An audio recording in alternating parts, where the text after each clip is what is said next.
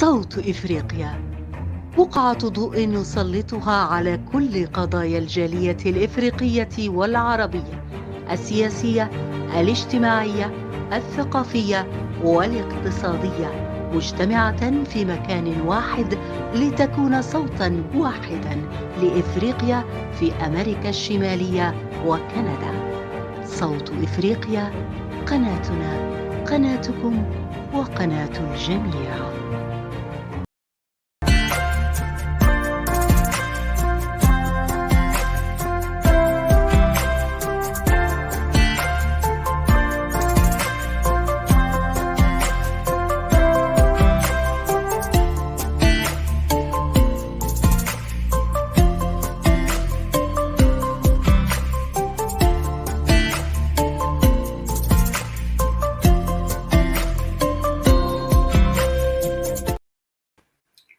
تحية عطرة لمتابعينا الكرام. ملهمة اليوم صاحبة قصة مميزة بدأت من الصفر ونجحت لتجتذب آلاف المتابعين وتصبح صاحبة هذه الماركة المسجلة مطبخ هيوم. رحبوا معي بهيام جعفر ضيفة اليوم وصاحبة مطعم أو مطبخ هيوم المعروف في السوشيال ميديا وأيضا في كندا. مرحبا بك يا مدام هيام. يا مرحبا بك أستاذ سحر، ومرحبا بالجمهور الكريم، ومرحبا بكل الناس الحاضرة الليلة. يعني صراحة دايما كنا بنتابع وبنشوف مطبخ هيوم، بنشوف العروض الجميلة بتاعت الطبخة اللي بتعمليها، وحتى يعني لقى هذا الرواج. عايزين نعرف كيف انتقلت هيام من السودان إلى كندا بهذا المشروع. هل كان عندك بدايات للمشروع ده في السودان؟ والله ما كانت عندي بدايات يعني للمشروع ده خالص في السودان، بس التغيير عندي كان كهواية. فبعد ما قمت جيت كندا فحصلت لي بعض الظروف اضطرتني إنه أنا أقوم يعني أستخدم الهواية حقتي دي وأطور فيها من نفسي، وبديت فيها عملتها إنه تجارة وعملتها إنه بزنس، خصوصا يعني لقيت يعني الناس عايزة الحاجة دي يعني أنت فطورت من أساسا نفسي.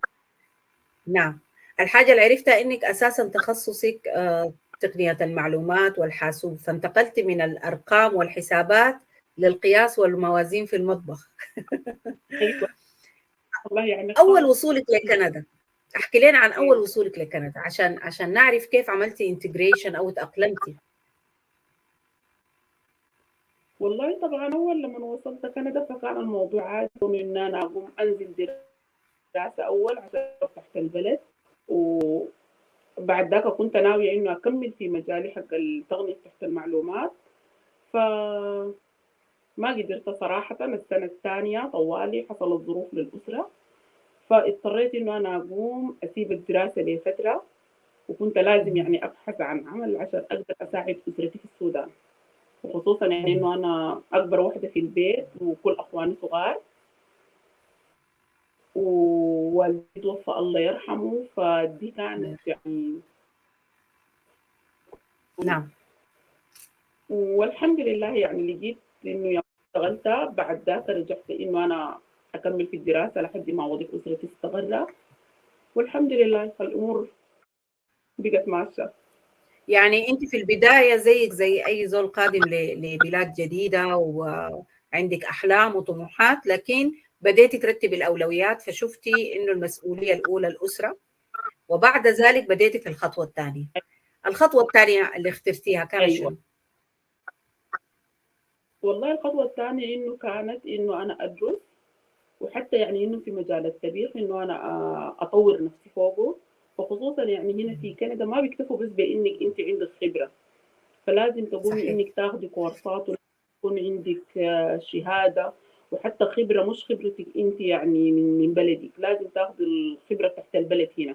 خبرة كانت. فكنت لازم مم. الحاجة دي عشان أقدر أشتغل. نعم، يعني أخذتي شهادة متخصصة في الطبخ من كندا. بالنسبة للغة ما واجهتك صعوبات؟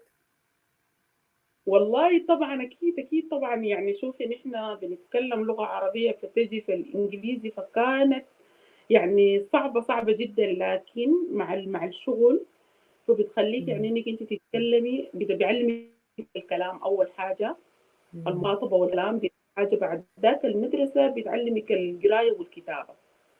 فكنت يعني أود... اخذتي كورس في اللغه الانجليزيه. ايوه لحد نعم. الان كنت جميل. لكن لفتره برضه ان شاء الله وحارجع اكمل تاني. طيب انت يا هيام، يعني قلتي بعد الخطوه الاولى اللي هي انه تعملي زي وضع مستقر لاسرتك، بعد كده قررتي مباشره تاخدي شهاده احترافيه في الطبخ. هل من اللحظه دي انت قررتي انه في كندا انا حامشي في المساق بتاع الطبخ واخلي اغير الكارير اللي كنت فيه؟ يعني طوالي مباشره اتخذت القرار ده؟ والله فعلا، لانه لقيت انه انا بدا ميولي ماشي للمجال بتاع الطبخ بصوره مبالغ فيها. يعني مهم. حتى انا كنت لما امشي اسال عايزه كورسات عشان اطور يعني من تقنيه المعلومات واشوف في المجال بتاعي، فبعد ما الوحده بتقوم بتخلص معي او بعدين طوالي بقوم بسالها ما في حاجه في مجال الطبيخ، فلقيت انه ما قادره، يعني لقيت انه مجال الطبيخ الهوايه بتاعتي، يعني انا مثلا بلقى نفسي فيها. جميل. جميل. فيعني قدر ما حاولت، يعني لا سنه لا سنه، خلاص في مم. النهايه اقتنعت فكرتي تماما في البديل انه ان اللي شاء هي الله بدل الهوايه ما اللي انت اقوم. بتفضليها.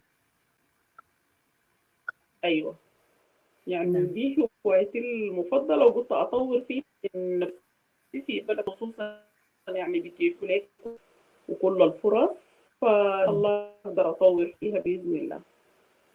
يعني طريق النجاح ما دايما بيكون زي ما بيفتكروا الناس انه انت في امريكا الشماليه طريق النجاح بيكون ممهد ومفروش بالورود. في اكيد عقوب، يعني عقبات وصعوبات واجهتك بعد ما اتجهتي الخطوه الثانيه اللي هي اختيار المسار بتاعك واللغه الانجليزيه. بعد ذلك دخلتي في مرحله جديده انك حتكوني ام، يعني ده عبء اضافي، بالاضافه لانك انت سند لاسرتك وعندك مستقبلك، بقى في عندك كمان تركيز على جانب ثاني. حنكمل النقاش، لكن خلونا نشوف مع بعض مطبخ هيوم.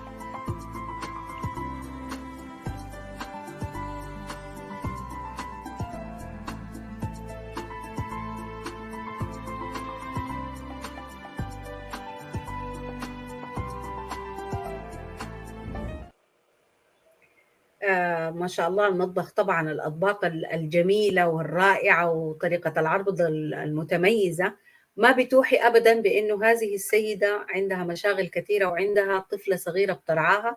احكي لنا مع بداية مرحلة الأمومة وإنت بادية مشاريعك.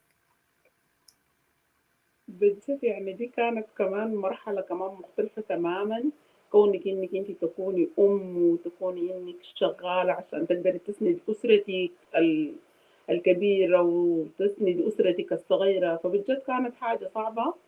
فبس الحمد لله يعني ان الامور مشت، يعني انه زوجي داعمني في الحته دي، وصحباتي هنا برضو يعني الناس دي وقفت معي ما قصرت تماما الحمد لله. فلما يكون السند يعني ليكي مثلا الصحبات ولا الاهل ولا من الاسره ذاتها، فدي حاجه بتخفف عليك كثير بالمناسبه.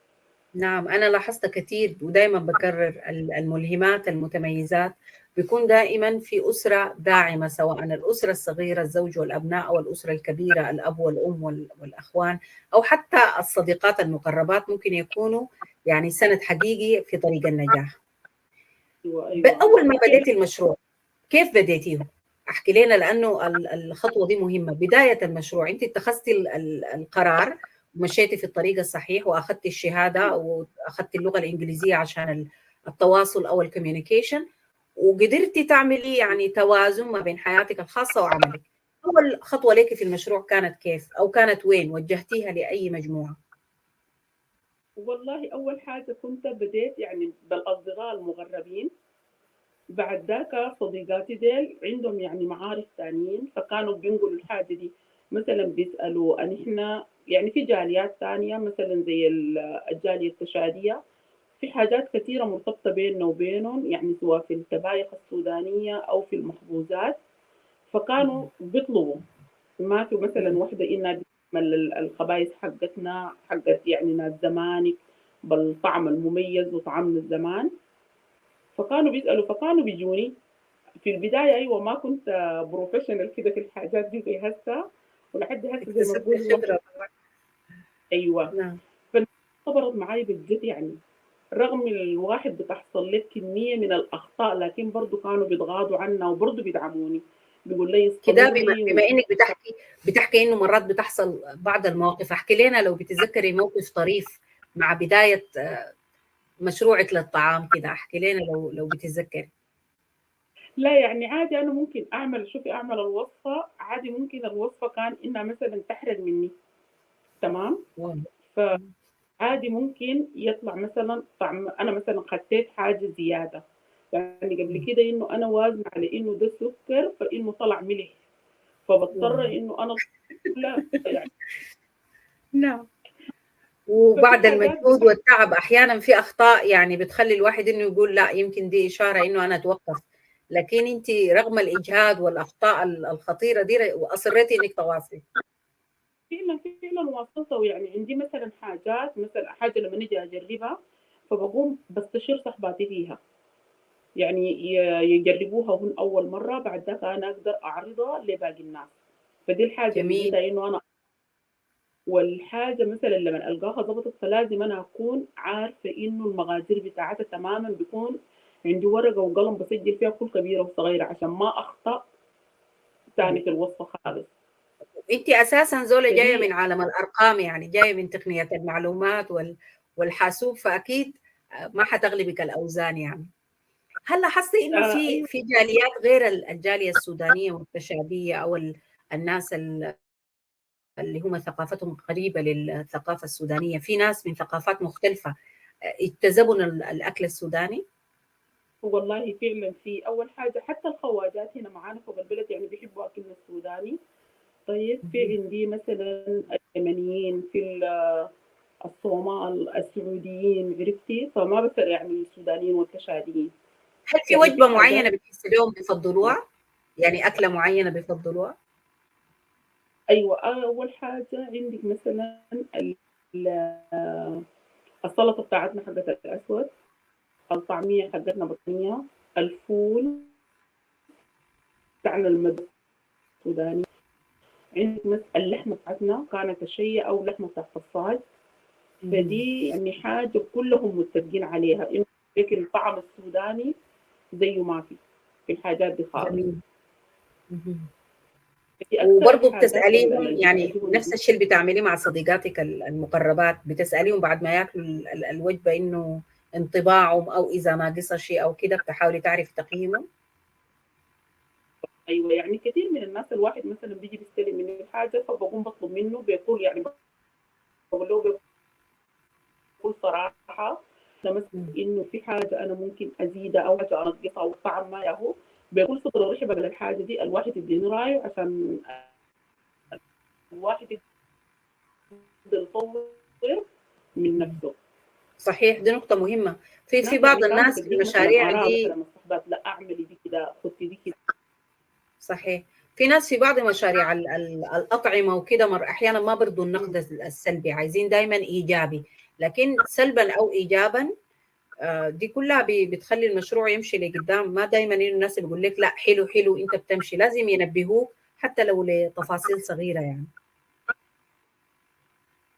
أيوة حتى التفاصيل الصغيرة دي على فكرة يعني مهمة جدا. يعني الليل أنا ممكن الطعم يكون أنا عاجبني لكن ما يعجب غيري، صحيح. فأنا لازم آخذ يعني بشوف يعني الراي اللي بيقول لك مثلا لو اكثر من 3 او 4 او 5 وقالوا لك كويس معناها الحاجه دي كويسه، لكن لو نفر واحد ولا نفرين قالوا لك لا فلازم انت تقيس. يعني تسأل وبسأله يعني من تفاصيل أدق، مثلا الناقص فيها شنو، مثلا في البهارات زايدة زيادة، في مثلا طعم الملح، ولا في حاجة مثلا ما مظبوطة. فبحاول إنه أنا آخذ من الشخص ده كل التفاصيل اللي هي يوريني ليها بالضبط شنو الطعم اللي جميل. هو عايزه بالضبط كده ويعجبه. يعني دي في عالم البيزنس بيسموها سيرفي او بيسموها استبيان. انت بتحاولي تشوفي الاراء، ودي حاجات الى الان بتعملها ماركات كبيره جدا يعني وشركات كبيره ومستمره في النجاح. انا عايز اسالك، أيوه. من لو لاحظنا يعني في الصور عندك طريقه جميله في عرض الاطعمه والمشروبات، يعني الجانب الفني ده من وين؟ والله بس زي ما قلت لك دي الهواية مثلا بتاعتي، وبكون أنا يعني قاعدة في مواقع التواصل بشوف يعني مثلا من دول تانية مهم. هم بيقدموا مثلا الطريقة كيف دي تحت العرض، أنا بحاول نعم. إنه أنا الطريقة دي أقدم بيها حاجات نفس ثانية. تاخدي من تجارب الآخرين فبكيف يعني. يعني. حسي شايفين قدامنا الرقاق السوداني المعروف للبن في رمضان أكتر شيء، يعني عاملاه بطريقة جميلة، أيوه. عصير الليمون بالنعناع، المشروبات، طريقة التغليف. هل في زول بيساعدك في التغليف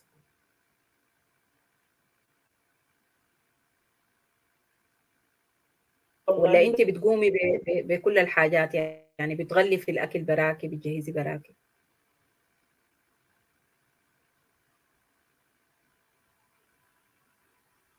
صور مميزة أنا جدا. بعمله إنه نعم. أنا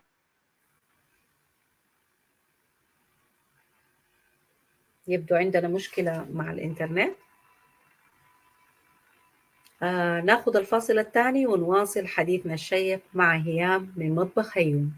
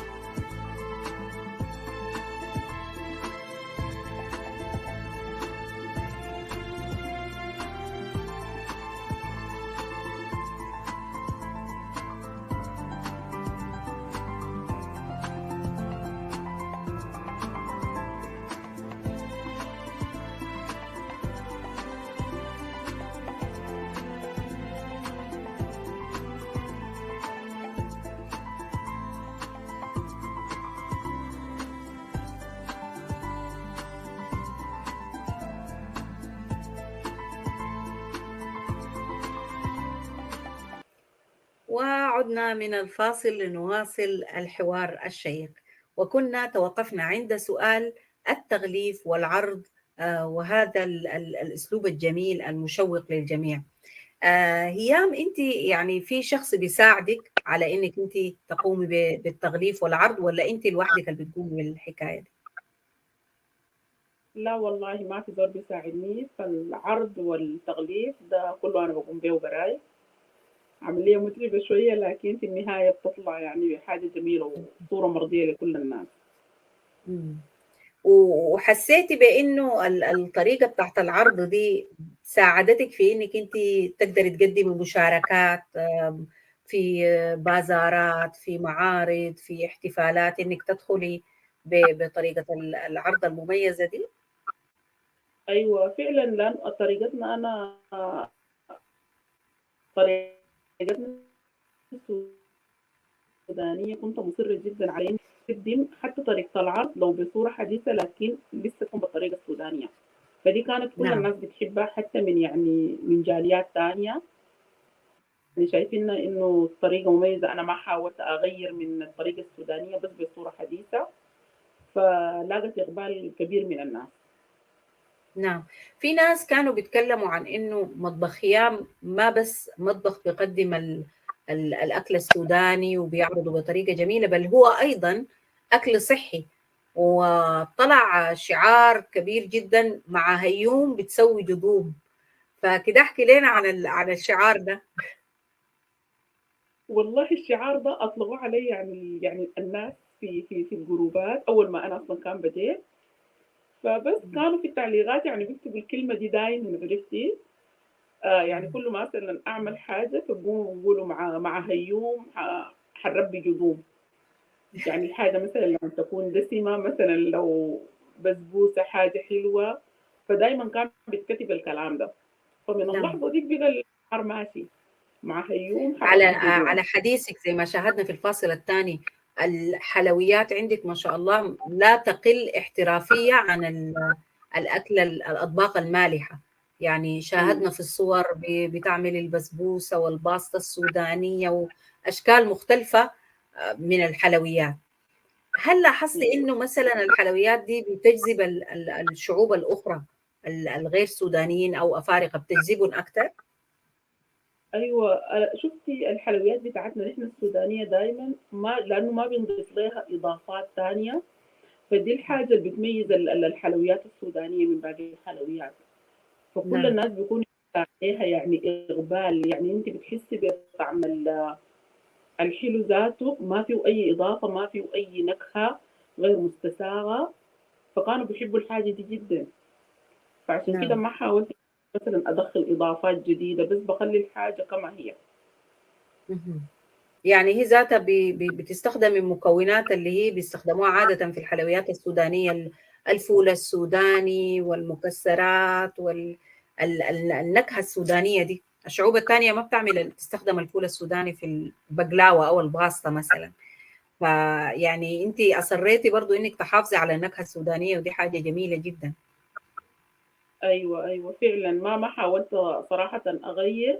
يعني حتى إلا مثلا بالطلب، لو زول يطلب منك مثلا حاجة معينة أنا عايز نكهة كده، لكن مهم. الأغلبية يعني ما في زول حصل طلب مني أصلا خالص.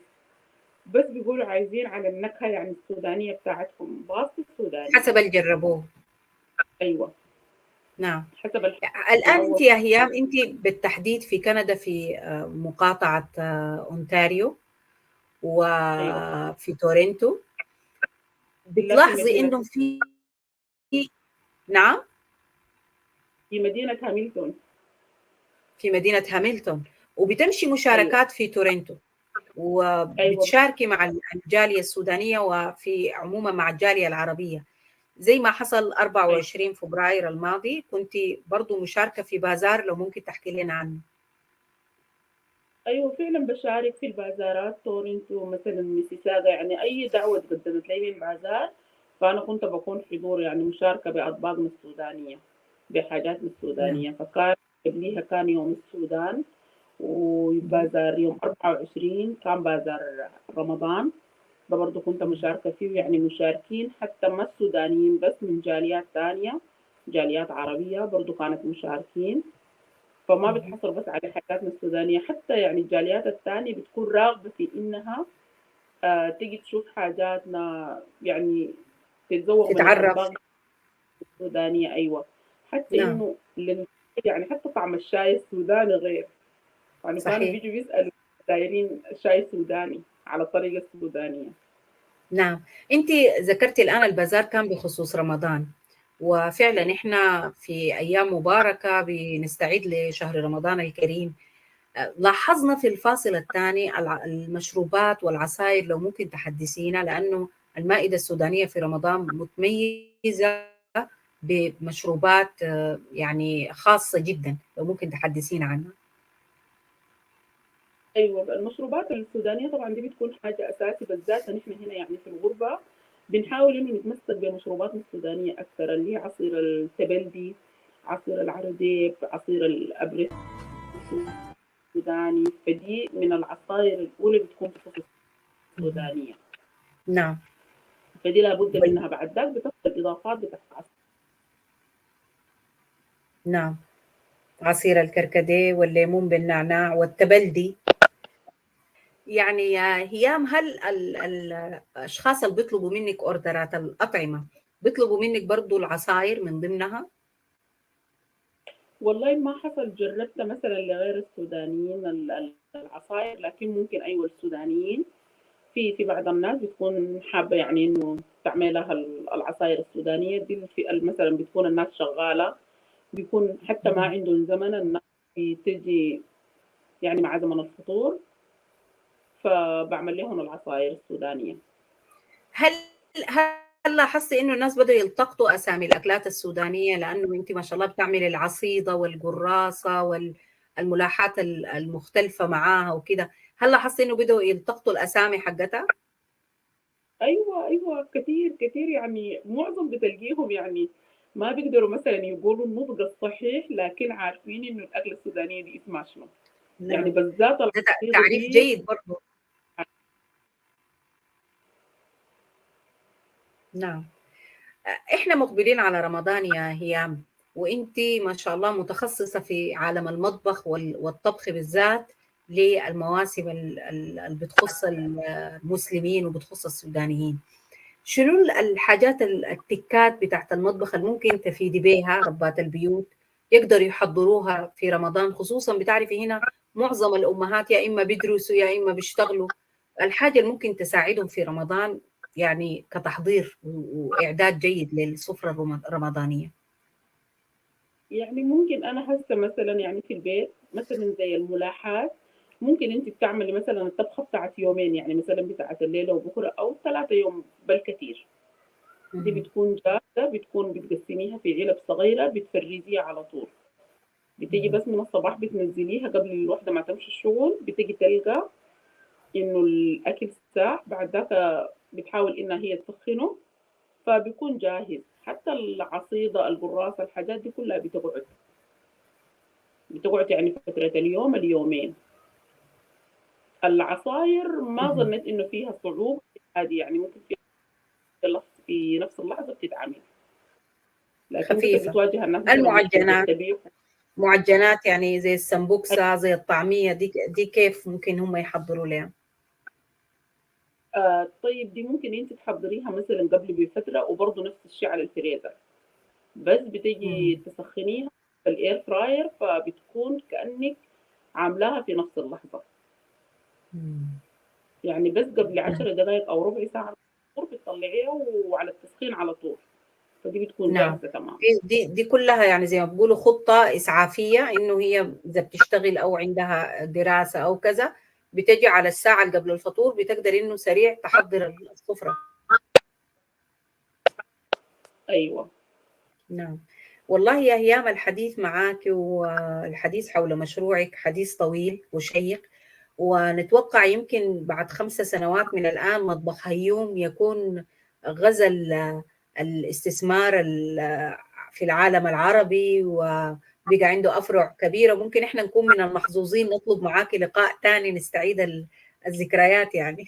ان شاء الله يا رب، ان شاء الله باذن إن الله. شاء الله، إن شاء الله. ولكم مشاهدينا الكرام، طريق النجاح طريق شيق وجميل إذا عرفنا كيف نختار الهواية الصحيحة والخطة المناسبة في الوقت المناسب. تحية طيبة.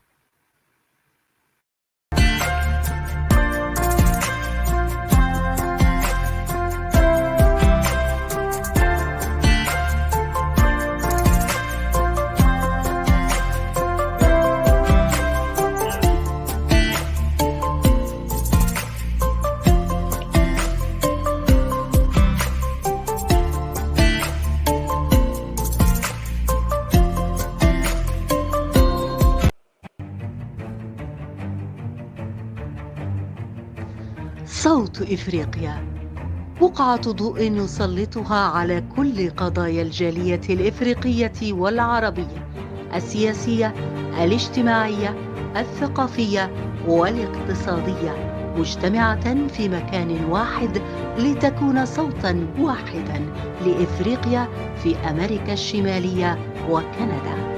صوت إفريقيا، قناتنا، قناتكم، وقناة الجميع.